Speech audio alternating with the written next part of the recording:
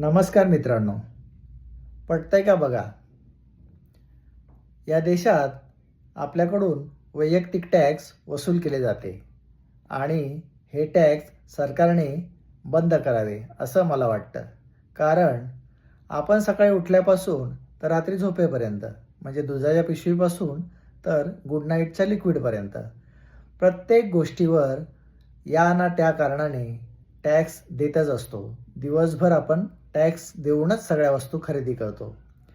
इतका टॅक्स घेतल्यानंतरही सरकारचं समाधान होत नाही.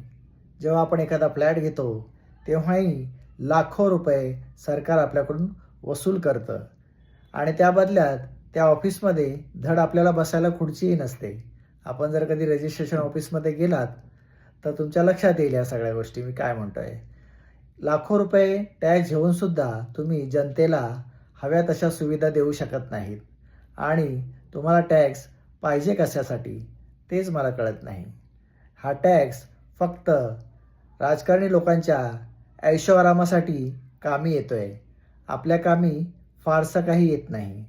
आता या देशामध्ये अनेक नैसर्गिक वायू, खनिज संपत्ती, इतक्या भरभरून गोष्टी निसर्गाने दिलेल्या आहेत आणि त्या उत्खनन सरकार करतं, त्याच्यावरही टॅक्स घेतं, अरबो खरबो रुपये कमवतं आणि इतकं करूनही त्यांचं पोट भरत नाही. म्हणून जनतेकडून, मध्यमवर्गीयाकडून जबरदस्तीने टॅक्स वसूल केला जातो.